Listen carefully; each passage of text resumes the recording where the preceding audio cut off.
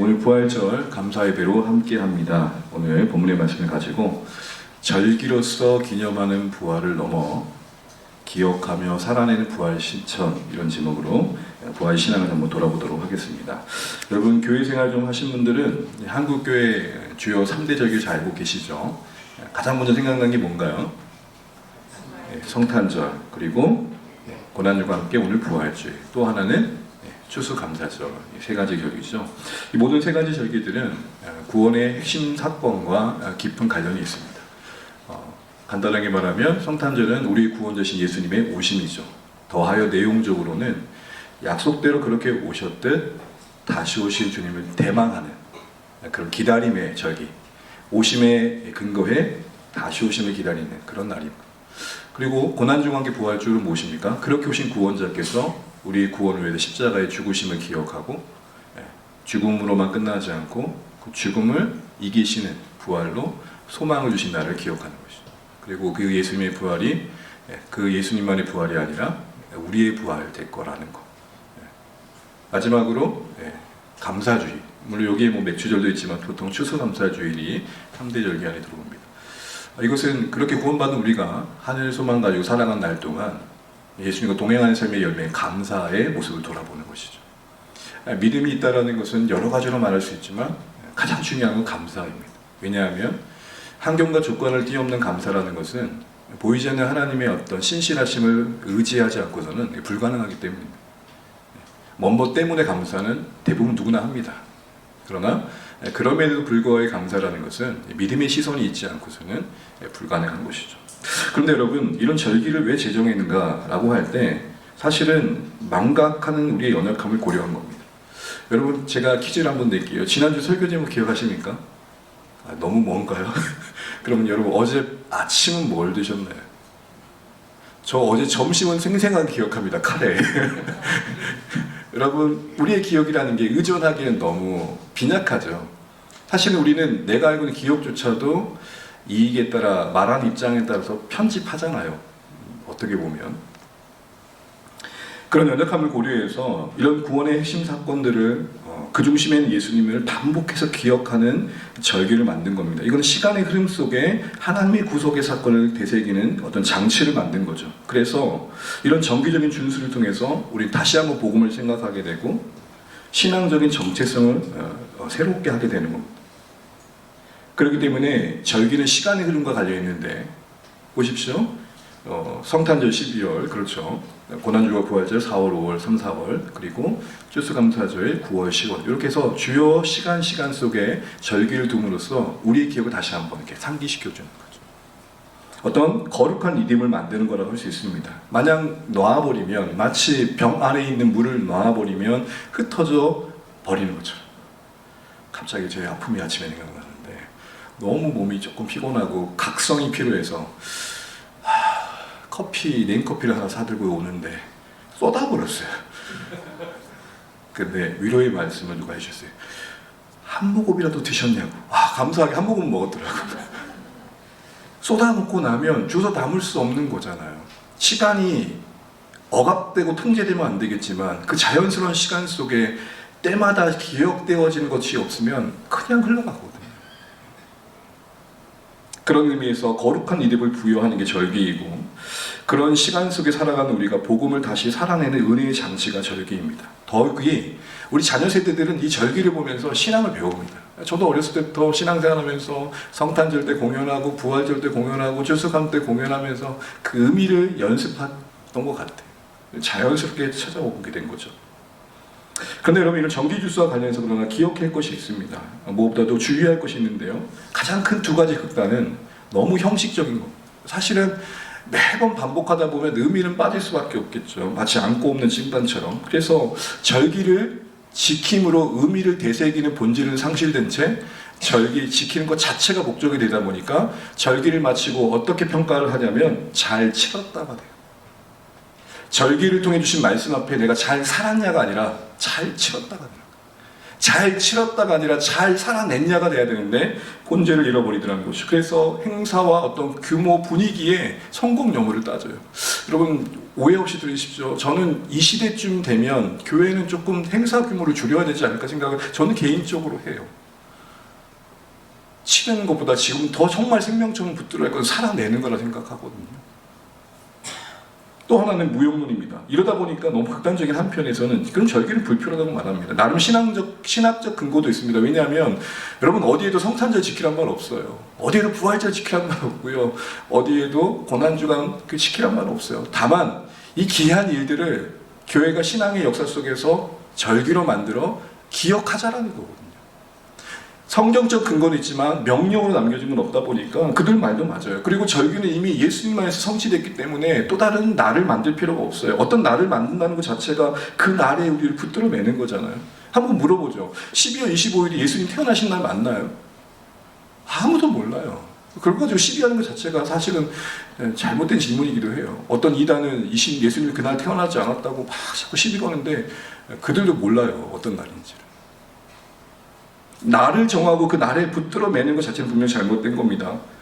그리고 또 너무 형식적으로 흘러서 삶의 변함없이 행사만 반복되는 것도 우리가 좀 문제될 만한 것이겠죠. 여기에 대한 반발로 어떤 내용이 나오냐. 차라리 없는 게 낫다라는 거예요.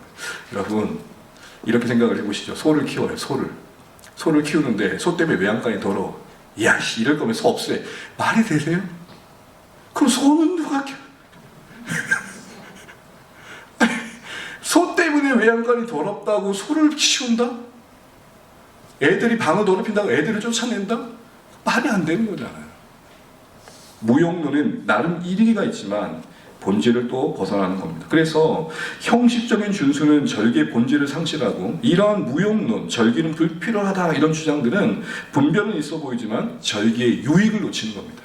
여러분 여기까지 이해되시죠? 유익을 놓치는 거예요. 그래서 중요한 건 뭐냐? 절기를 지키냐? 아니냐, 없애냐, 존속시키냐 이런 게 아니라 뭐가 중요할까요? 절기의 의미를 회복하는 거예요. 절기의 의미를 회복하는. 그럼 여러분 절기의 의미를 회복한다는 건 뭘까요? 전 이렇게 바꿔보고 싶었습니다. 함께 따라해 주시죠. 기념하는 절기에서 살아내는 절기로. 이게 절기의 의미를 회복한 중요한 슬로건이라 생각합니다. 기념하는 절기에서 살아내는 절기로. 절기의 준수를 통해 기억하는 복음의 사건들의 의미를 오늘 나의 삶에 비추는 거울로 삼고 그 삶으로부터 멀어진 우리의 모습을 확인하고 다시 쓰는 여정을 반복하는 거죠. 그래서 여러분 이렇게도 한번 생각해 봤어요. 절기의 가장 키워드는 기억이니까. 여러분 기억을 영어로 뭐라 그러죠? 너무 잘하는 영어잖아요. remember. 근데 remember라는 단어를 이렇게도 분석해 봤어요. R이라는 단어는 다시라는 의미도 있거든요. RE 플러스 멤버. 그러면 다시 멤버가 되는 거예요. 그럼 이런 정의가 가능하죠. 기억을 통해 다시 멤버가 되는 거. 기억을 통해 다시 하나님 백성 되는 거. 예수님의 사건을 기억하고 하나님의 사건을 기억해서 하나님 백성다움을 그 정체성을 새롭게 해보는 거. 그게 리멤버예요. 리멤버의 가장 중요한 열매는 리뉴얼이에요. 정말 새로워지는 거예요. 이러면서 부활주를 드리는 오늘 부활 사건을 기념하는 것을 넘어서 부활을 살아내는 신앙을 고민해 봐야겠죠. 그럼 여러분 막연할 수 있는데 이건 좀 정리하면 좋겠습니다. 부활 신앙을 산다는 게 뭔가 누군가 물어봤을 때 딱 3가지 정도만 정리해도 이야 스마라시 이렇게. 첫 번째는 예수님이 죽으시고 3일 만에 달아 사신 것을 믿는 거예요. 뭘 믿는다고요? 예수님이 죽으시고 3일 만에 다시 살아난 걸 믿는 게 부활 신앙이에요. 예수님이 죽으신 것은 과거의 사건이잖아요. 그 과거에 일어난 일을 역사적인 일도 받아들이고 믿는 거예요. 성경을 이성으로만 보는 분들은 이 부활을 그냥 희망이라고만 얘기해요. 따뜻한 느낌으로만 얘기해요. 역사성을 부재하는 거죠. 그러나 분명 예수님의 부활은 역사적인 사건입니다. 그걸 신앙으로 받아들이는 겁니다. 두 번째는 이 부활이 예수님의 부활로 끝나지 않고 우리의 부활로 약속된 것을 바라보는 것. 그래서 예수님의 부활은 천열배이고 장차 우리도 영광스럽게 그 예수님의 부활에 참여할 때 미래를 바라보는 것. 여러분 고린도전서 15장 17절에 이런 말이 있습니다. 그래서 우리 신앙의 기준이 부활이 된다는 거죠. 그리스도께서 다시 사신 일이 없으면 교회여 너희의 믿음도 헛되다. 이런 면에서 저는 이 문장을 만들고 싶어요. 거듭 말씀드리지만 교회가 부활을 만든 게 아니고 부활이 교회를 만든 겁니다. 가만히 생각해 보세요, 여러분. 종교가 어떤 이론을 만들고 종교적인 체계를 만들 때 어떤 이성적인 활동들을 분명 합니다. 그래서 나름 논리적으로 만들어요. 기독교의 신앙도 그런 논리체계 속에 만들어졌느냐? 그렇지 않아요. 부활을 만들어야지 해서 만든 교리가 아니에요. 부활이 교회를 만든 거예요. 선우를 분명히 해야 돼요. 또 하나의 중요한 부활 신앙이 있는데 그것은 무엇이냐? 예수님이 그렇게 부활하신 것처럼 우리도 장차 부활할 날을 약속받는 그 사이의 시간을 살아내는 신자들이 그 부활의 영광에 합당하게 오늘을 사는 거고, 그걸 좀 더 구체적으로 말한다면 예수님과 함께 고난에 참여하여 죽고 예수님과 함께 사는 겁니다. 예수님이 그냥 어딘가 부활하시고 어디 딴 데 가 계신 게 아니라 온 세상을 다스리고 계시고 우리와 같이 계신다는 사실 속에 예수님과 함께 동행하며 삶을 살아가는 거죠. 일상 속에서 주님과 함께 사는 거예요. 그래서 여러분, 오늘 이걸 다 다룰 수는 없지만 하나만 언급하면 골로새 3장에 보게 되면은 부활을 이렇게 설명해요.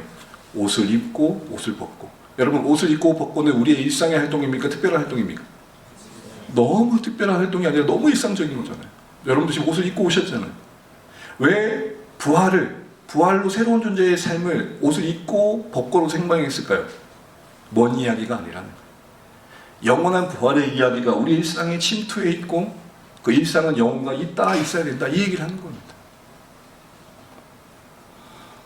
그런 면에서 주목할 점은 장래에 임할 부활의 영광을 소망한다는 게 3번에 오늘 부활의 신앙을 현재로 사는 원동력이 된다는 거죠. 지금 이곳의 삶이 예비된 천국을 준비하는 겁니다. 다시요.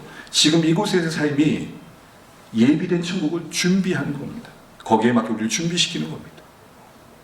저는 여러분 아직 미국을 안 가봤지만 만약 미국 간 날 정해졌다면 그날 남은 기간 동안 저는 뭘 하는 게 맞을까요? 안 되는 영어도 준비하겠죠. 샤라샤라. 또 미국 생활에 적합하게 뭔가 나를 만들어가는 활동들을 하겠죠. 그게 당연한 겁니다. 가끔 자매들이 결혼을 앞두고 하는 일들을 보면 참 대단하다 싶어요. 여러분, 모든 자매들이라고 말할 수는 없지만 대부분의 여성들은 드레스에 자신의 몸을 맞춥니까? 아니면 자기 몸에 맞는 드레스를 찾습니까? 드레스에 자기 몸을 맞춥니다. 그 날의 영광에 참여하려고 어쨌든 거기에 맞게 나의 몸을 줄여요. 대단한 의지예요. 마찬가지로 부활이 있다면, 부활의 영광이 나는 우리가 다시 죽은 자 가운데 살아 다시 사신 주님처럼 영화롭게 된다면, 그래서 사는 천국이 있다면 거기에 합당한 삶을 이곳에서 준비하는 게 부활 신앙이란 말입니다. 자, 정리하죠. 첫 번째 뭐라고요? 예수님의 죽고 다시 사심을 믿는 것. 두 번째는 그렇게 우리도 다시 죽고 살 것을 믿는 것. 그렇게 될 나를 바라보면서 오늘을 부활 신앙으로 살아간다는 건 예수님과 함께 죽고 사는 것. 천국을 여기서 준비하는 것. 이렇게 정리할 수 있습니다. 이러한 관점에서 보게 되면 오늘 우리가 읽은 본문은 어디에 해당되냐면 바로 세 번째 이야기에 해당이 됩니다. 우리 13절 14절 같이 한번 다시 읽어보겠습니다. 시작. 그런즉 우리도 그의 치욕을 짊어지고 영문 밖으로 그에게서 나가자. 우리가 여기에는 영구한 도성이 없으므로 장차 올 것을 찾나니. 아멘. 지금 히브리서 기자라는 그 성경 저자가 당시 교회 성도들에게 뭐라고 얘기하냐면 영문 밖으로 나가자. 영문 밖으로 나가자. 차차 설명드리겠지만 핵심 명령은 뭐냐, 요구는 뭐냐, 영문 밖으로 나가자입니다. 영문 밖이라는 것은 예루살렘 성문 문 밖을 말합니다. 당시의 성문 밖은 어떤 곳이냐, 무언가가 버려져 부정한 곳입니다. 정결한 곳이 아닙니다. 또한 변방입니다. 만일 어떤 사람이 성공을 꿈꾼다면, 안정된 삶을 기대한다면, 번영을 바란다면 무언가 자신의 이익을 얻고자 한다면 성읍 안으로 들어가요. 왜죠? 모든 경제 시스템과 사회적 조직이 성읍 안에 있기 때문에. 여러분, 그런 의미에서 성공이라는 것은 성읍 그 무대 중앙에 서는 거겠죠. 여러분, 우리가 얼마나 중앙이라는 말을 좋아하는 줄 아십니까? 센터라는 말이 얼마나 많아요. 휘트니스 센터, 원 센터. 여러분, 교회 이름도 어떻게 지어요? 지금은 교회 이름이 조금 약간 좀 편안하게 짓는데 옛날에는 동네 이름에 중앙이라는 이름을 있는 게 유행할 때가 있었어요. 예를 들어서 구라 중앙교회, 천산 중앙교회, 삼산 중앙교회. 다 중앙에 서면 병들이는 누가 죠? 어떤 의미인지는 알겠지만 중앙이란 말을 우리 너무 좋아해요. 그런데 영문 밖은 뭐예요? 그거가 먼 곳이에요. 성공하려면 갈 수 없는 곳이고 주목받으려면 머물 수 없는 곳이, 당시 사람들이 생각했던 가치와는 반대되는 곳이에요. 그런데 왜 영문 밖으로 가는가? 그게 중요하겠죠. 14절 말씀 다시 보게 되면 거기에는 뭐가 없대요? 영구한 도성이 없대요. 장차 영구한 도성이란 건 뭘까요? 앞서 말씀한 것처럼 우리가 부활의 몸을 덧입고 살아갈 천국의 완성을 말해요. 그 영구한 도성이 성읍 안에는 없기에 영구한 도성이 있는, 그 영구한 도성과 연결 지어질 수 있는 그곳에서 가서 영구한 도성이 임하는 것을 기다려라, 이 얘기를 하는 것입니다. 이게 아주 중요한 설교의 주제의 전환점인데 잘 들어보십시오. 부활의 영광을 기다린다면 우리가 그 기다림에 합당하게 머물 곳은 어디냐? 영문 밖이다. 다시요. 부활의 영광을 기다린다면 그 당시의 기준으로 보면 성읍 안에 있는 게 합당하지 않고 성문 밖에 있는 게 합당하다, 이렇게 얘기를 하는 거예요. 여러분, 벚꽃철이 지나고 있는데 벚꽃을 보려면 배나무를 심긴 곳에 가면 안 되겠죠. 벚꽃을 보려면 어디로 가야 돼요? 벚꽃이 필 나무 옆에 서 있어야겠죠. 부활의 영광이 임하는 거 보려면 부활의 영광이 임하기로 약속된 그곳에서 살아야겠죠. 이런 점에서 이런 시부를 우리에게 해보는 겁니다. 부활의 영광을 믿고 있다면, 그리고 소망하고 있다면, 그런 우리의 신앙은 현재 부활의 영광을 기다릴 만한 곳에 머물고 있는가? 이게 오늘 우리가 계속 설교 중에 고민해야 할 질문입니다. 성경은, 히브리서 기자는 당시에 믿음 때문에 핍박받고 있는 자들의 믿음을 격려하면서 영문 안으로 들어가지 말고 영문 밖으로 나가라고 합니다. 이것은 당시에 그 신앙의 고난을 피하지 말라는 말이기도 했을 겁니다. 그러려면 영구한 도성이 그곳에 임한다는 것을 봐야겠죠. 그래야 가질 용기였기 때문에. 그럼 여러분, 영문 밖은 뭘까요? 13절 말씀 다시 보시게 되면, 13절 말씀 다시 보시게 되면 이런 표현이 있습니다. 영문 밖으로 그에게로 나아가자. 그리고 그 앞에 그의 치욕을 짊어지고. 지금 영문 밖이 누구와 연관되어 있습니까? 예수님과 연관되어 있습니다. 실질적인 물리적인 공간을 상징하는 단어이지만, 설명하는 단어이지만 그것이 담고 있는 의미는 상징적인 거죠. 13절 말씀대로 본다면 영문 밖은 다시 말하면 예수님이 계신 곳, 예수님이 가신 곳, 예수님이 머무신 곳입니다. 그러니까 영문 밖은 마냥 힘든 곳이 아니에요. 마냥 고생하는 곳이 아니에요. 예수님이 계셨던 곳이. 그래서 현대어 성경은 이걸 이렇게 번역하고 있는데 잘 번역하고 있다고 봅니다. 우리 함께 다 그 같은 본문을 다른 번역본으로 한번 읽어보면 좋겠는데요. 화면이나 설교 노트를 한번 보십시오. 같이 한번 읽어볼게요. 시작. 그러니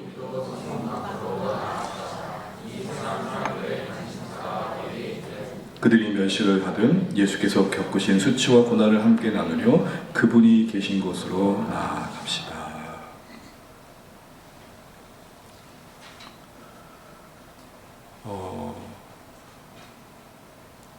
그분이 계신 곳이 바로 영문 밖이에요. 영문 밖이기 때문에 가자는 말이 아니고 그곳에 주님이 계시기 때문에 가자, 이 말인 겁니다. 그럼 예수님께서 영문 밖에서 뭘 하셨을까?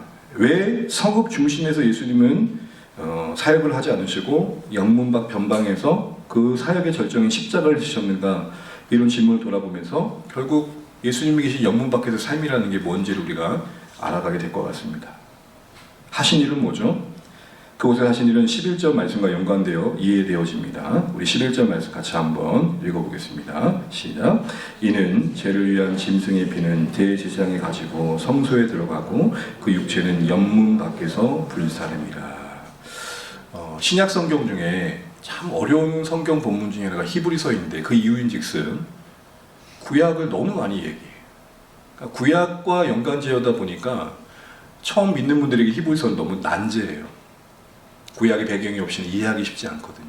그러나 그도 그런 것은 히브리서는 구약의 배경 속에 있는 신자들에게 쓴 편지이기 때문에 당연히 그럴 수밖에 없었겠죠. 그걸 고려하고 보시면 일단 지금 예수님의 영문 밖에서의 하신 그 일, 그것은 11절과 연관되어 있습니다. 11절은 뭘 말합니까? 속죄제를 말합니다. 속죄제는 뭘 말합니까? 속죄제는 자신의 죄를 하나님 앞에 나아가기 위해서 해결하는 과정을 말하는데, 그때 대제사장은 짐승을 드릴 때, 희생 짐승을 드릴 때 피는 성소에 가져가고 그 모든 육체는 영문 밖, 진영 밖에서 태웠어야 했습니다. 요걸 가지고 지금 예수님의 십자가와 연결시키고 있는 겁니다. 잠깐 봐주세요. 옛날에 대제사장이 이스라엘 백성의 죄를 대신하는 제사를 드릴 때 이들이 죽일 수 없으니까, 죄의 삭신 사망이 이를 수 없으니까 대신 제물을 바칠 거 아닙니까? 그럼 그 제물을 번제단에 태워드리는 게 아니라 그 제물의 피는 다 쏟고, 그래서 뿌리고 정결케 하고, 이 남은 육체, 이 짐승의 겉모습은, 고기는 진영 밖에 가서 태웠다 이 말이에요.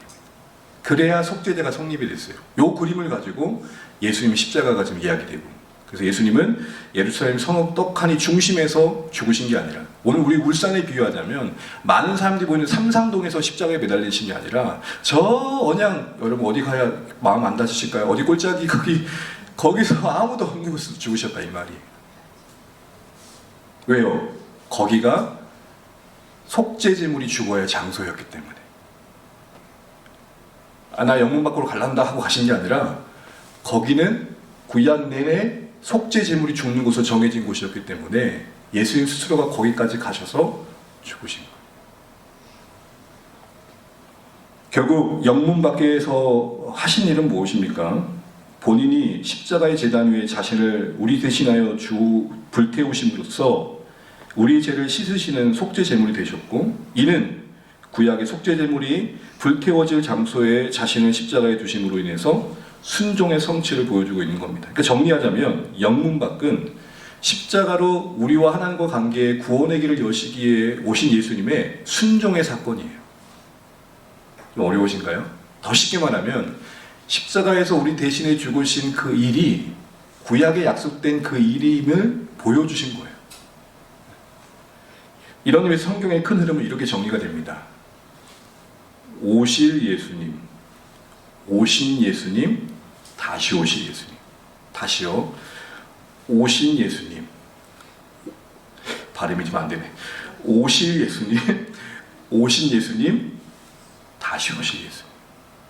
이런 관점에서 예수님 오늘 영문 밖에서 죽으신 것은, 거기서 우리를 거룩하게 하신 일을 하신 것은 순종이었습니다.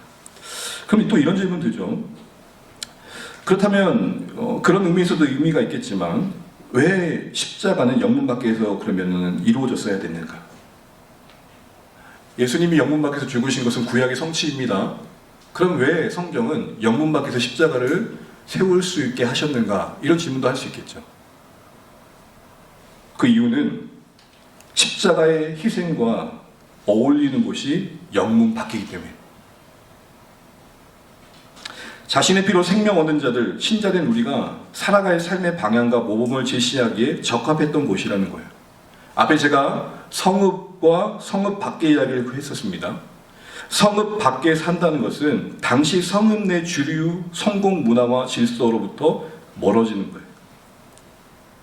십자가로 영구한 도성 천국을 약속받은 신자들은 눈에 보이는 성읍이 말하는 성공에 현혹되는 인생들이 아니라, 그곳은 살아가긴 해야겠지만 영구히 머물 곳이 아님을 알기 때문에 천국이 임하기로 약속된 삶의 방식을 추구하며 살아야 된다는 의미로 영문 밖에서 십자가가 꽂힌 겁니다.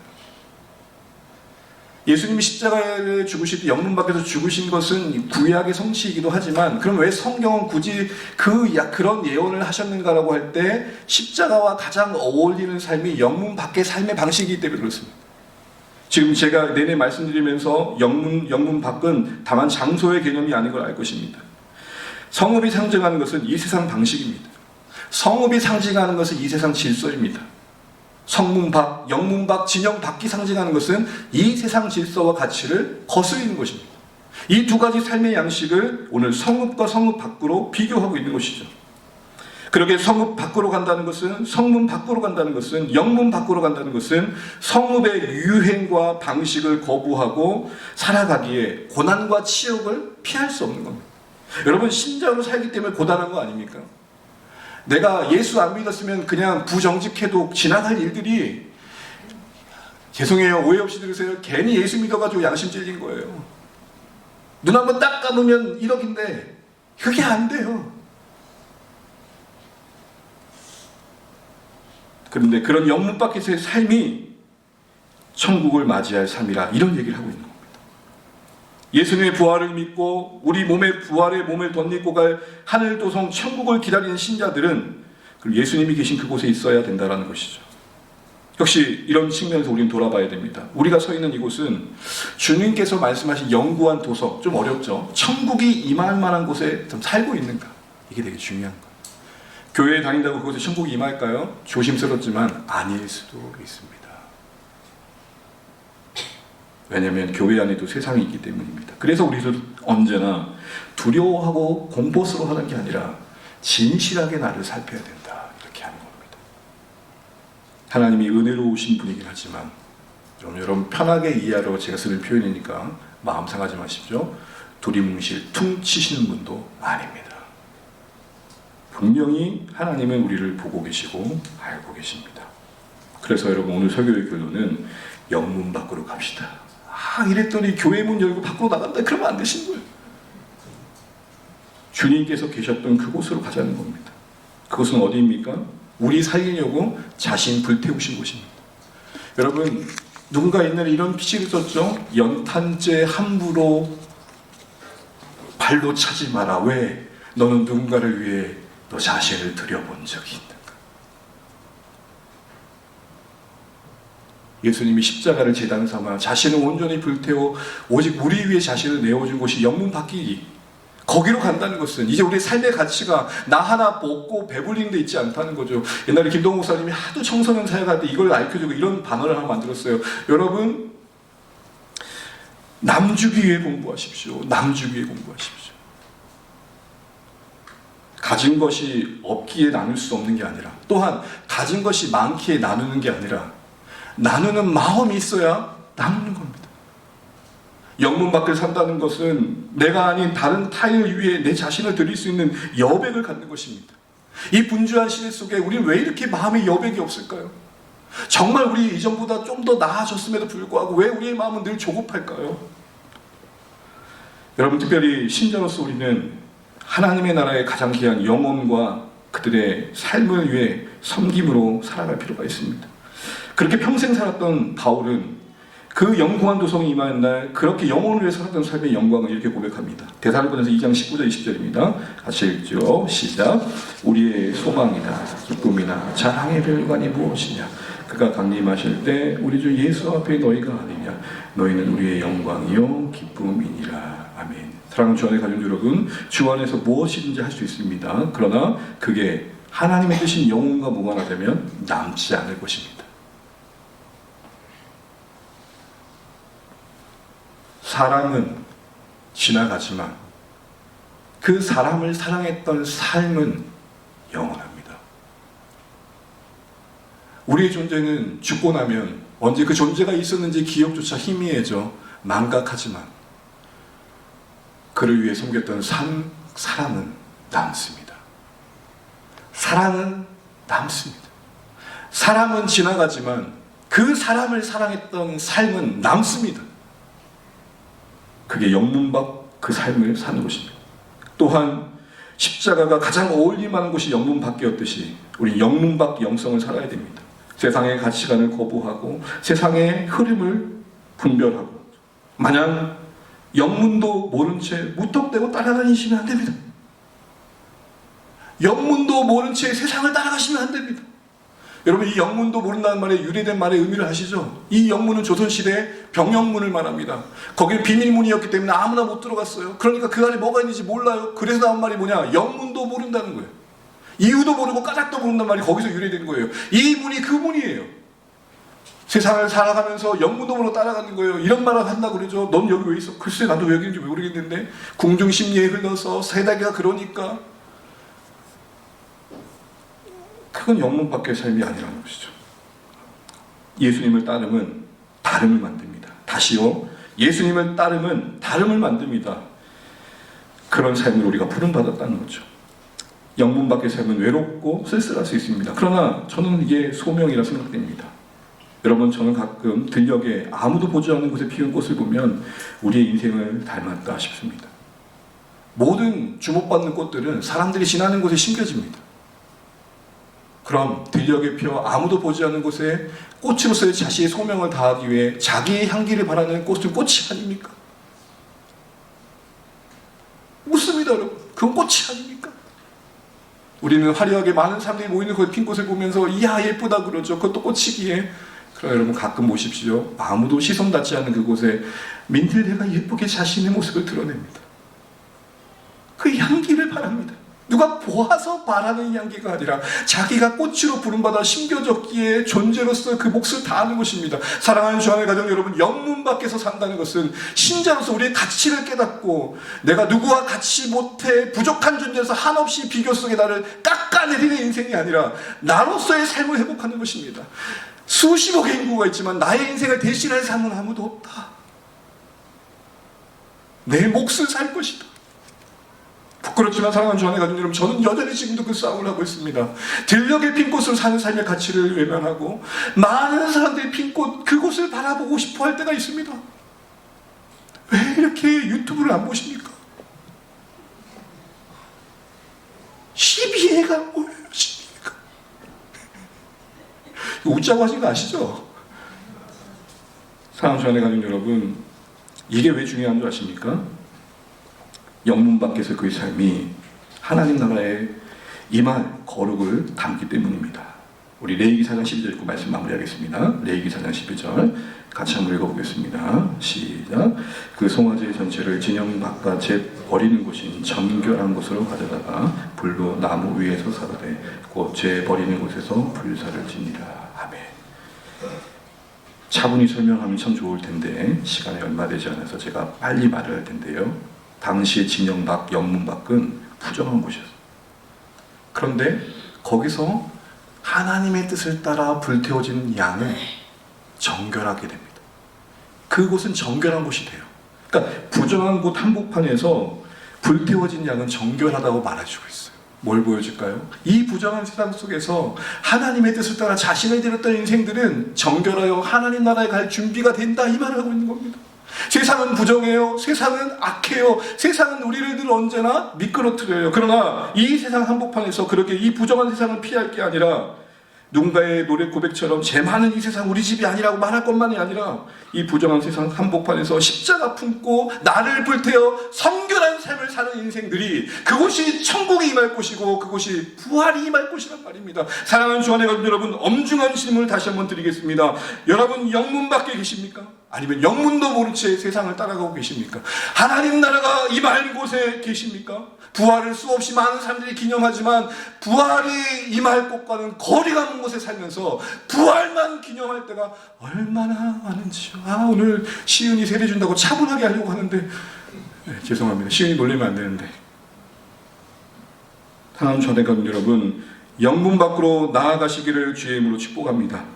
주님이 계신 그곳, 성공은 영문 밖에 있다가 영문 안으로 들어온 게 아니라 던져져 심겨진 그곳 이 영문 밖에서 신자로서의 몫을 다하고 아무도 보지 않는 들꽃 같은 인생이라도 내 꽃으로서의 사명을 다하는 것입니다. 저는 유튜브가 조회수 0이라고 할지라도 설교를 할 것입니다. 제가 이렇게 설명하는 건 이해를 돕기 위한 걸 이해하십시오. 사랑하는 주안의 가족 여러분, 누가 나를 보든 보지 않든 때로는 넌 왜 그렇게 산이라고 이해하지 않든 우리가 서 있는 곳이 영문 밖 주님 계신 그곳이라면 우린 그곳에서 주의 영광을 보시게 될 것입니다.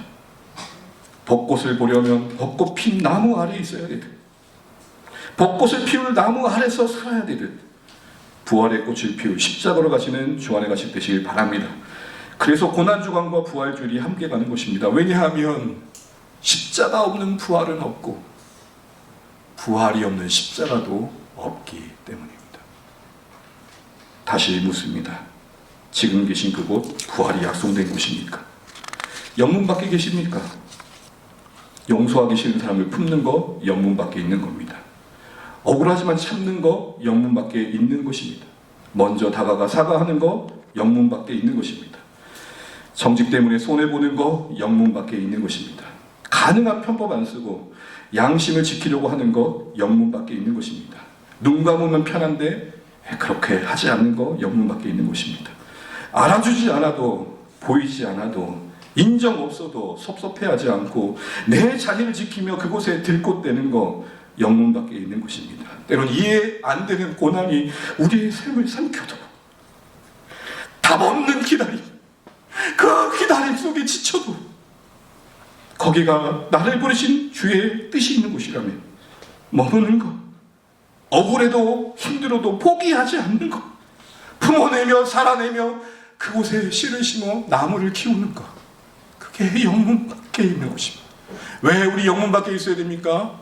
거기에 영구한 도성이 임할 것이기 때문에 우리 모두 우리 삶을 다시 한번 부활절을 맞아 성찰하면서 부활의 몸을 덧입고 영광의 주님을 바라볼 수 있는 삶의 자리에 내가 서 있는지 다시 한번 돌아보시는 복된 주의 말씀 되시기를 간절히 바랍니다.